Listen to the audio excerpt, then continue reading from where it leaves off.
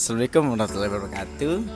Perkenalkan, nama saya Hasbin Rardi dari Universitas Borneo Tarakan, Fakultas Keguruan dan Ilmu Pendidikan, Program Studi Bimbingan dan Konseling. Saya akan menjelaskan mengenai teori psikoanalisa. Yang pertama adalah hakikat manusia menurut teori psikoanalisa. Yang kedua ialah struktur kepribadian manusia menurut psikoanalisa. Yang ketiga ialah pribadi yang bermasalah dan pribadi yang sehat menurut psikoanalisa. Terakhir adalah hakikat konseling menurut psikoanalisa. Jadi sebelum masuk itu, saya akan menjelaskan apa itu teori psikoanalisa. Teori psikoanalisa adalah teori yang dikembangkan oleh Sigmund Freud.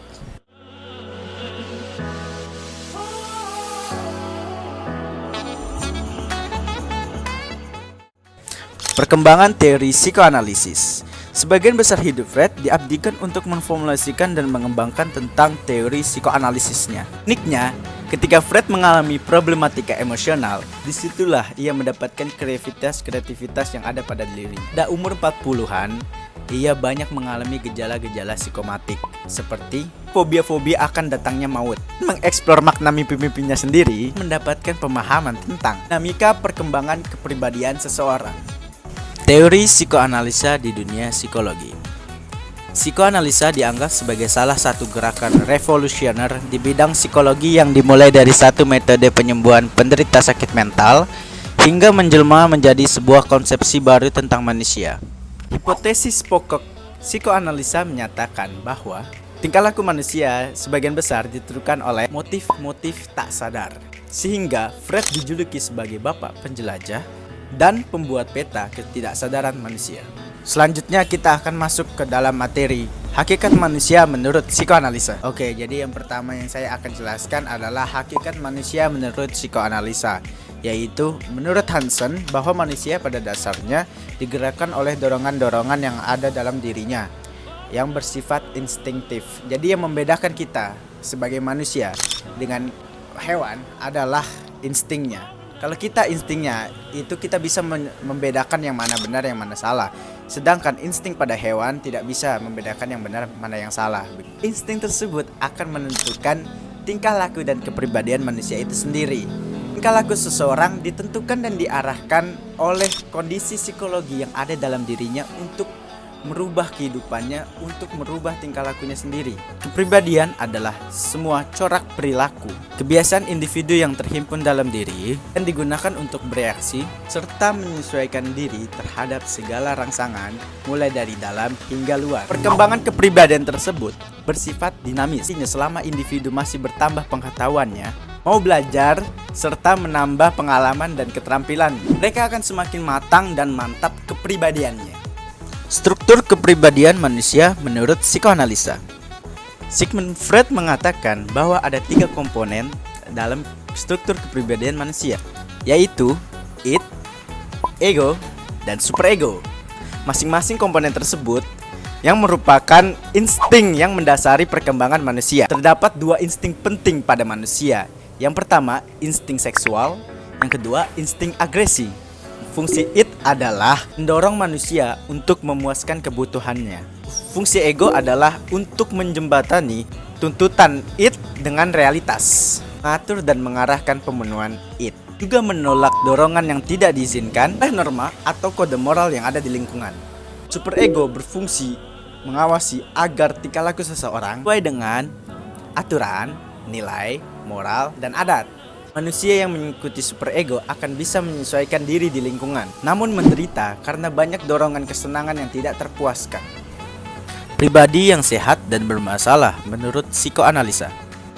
Menurut Freud, manusia yang memiliki pribadi yang sehat yaitu dapat menyeimbangkan ketiga komponen antara id, ego, dan superego, sehingga pribadi tidak memiliki rasa kecemasan dan ego bertindak rasional atau biasa kita sebut dengan masuk akal, bukan bertindak secara irasional atau tidak masuk akal.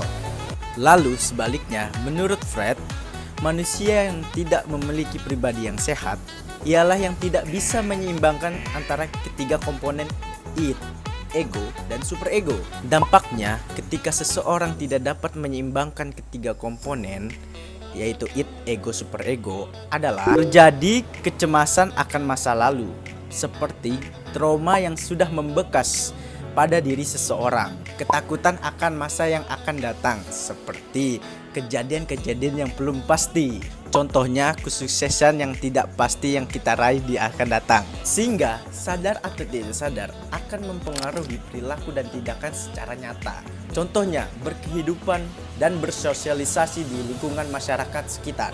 Nah, ciri pribadi yang bermasalah adalah ketika seseorang tersebut selalu mengalami rasa cemas, dan juga mekanisme pertahanan yang ada pada dirinya itu tidak berjalan secara efektif. Contohnya, dia selalu putus asa dalam mengerjakan sesuatu. Id yang menonjol akan menimbulkan sifat yang hedonis. Salah satunya suka menghambur-hamburkan uang, berfoya-foya, seperti itu. Sedangkan superego yang menonjol akan menimbulkan rasa bersalah dan inferior atau rasa tidak percaya diri, sehingga tidak bisa bergaul di lingkungan masyarakat sekitar.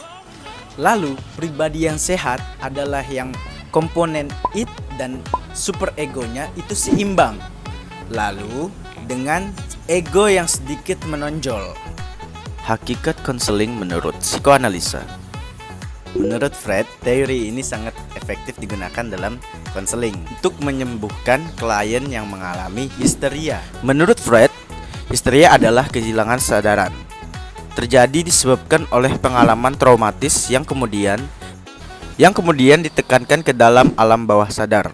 Terjadi akibat dari konflik superego dan seks yang tidak diterima superego. Selain itu, dapat menyembuhkan gangguan kecemasan dan obsesi neurosis. Obsesi neurosis adalah istilah umum yang merujuk pada gangguan jiwa karena adanya stres jangka panjang, namun tidak seperti psikosis yang melibatkan delusi atau halusinasi. Neurosis tidak mempengaruhi pemikiran rasional, sehingga beberapa pasien yang mengalami neurosis masih dapat bekerja dan melakukan aktivitas sehari-hari dengan wajar tanpa terlihat bermasalah. Tujuan konseling psikoanalisa mengubah perilaku dalam arti luas, yaitu agar individu mengetahui dan memiliki ego yang kuat. Konseling akan menempatkan ego pada tempat yang benar, yaitu mampu memilih secara rasional dan mediator atau menjembatani antara id dan superego. Sehingga dari tujuan tadi dapat disimpulkan bahwa konseling dalam psikoanalisa lebih kepada proses reduksi atau pengurangan terhadap ego dari sebelumnya yang terus tunduk pada hukuman kode moralnya menjadi lebih realistik atau nyata dan rasional atau masuk akal. Lalu, maksud dari transferensi adalah pengalihan pengalaman konseli di masa lalu terhadap orang-orang yang mempengaruhi dirinya yang ditujukan kepada konselor. Hal ini berguna untuk membantu konseli agar bisa membedakan khayalan dan realitas atau dunia nyata tentang orang-orang yang mempengaruhinya, sehingga si konseli dapat mengembangkan potensi, minat, dan bakat yang ada pada dalam dirinya. Perspektif psikoanalisa hubungannya dengan konseling. Menurut Prochaska, bahwa konseling dalam psikoanalisa terdapat dua bagian, yaitu hubungan antara konseli dengan konselor. Kedua hubungan tersebut berupa melakukan aliansi dan transferensi. Teknik konseling psikoanalisa. Dalam psikoterapinya, Freud menerapkan 3 teknik, yaitu yang pertama adalah asosiasi bebas.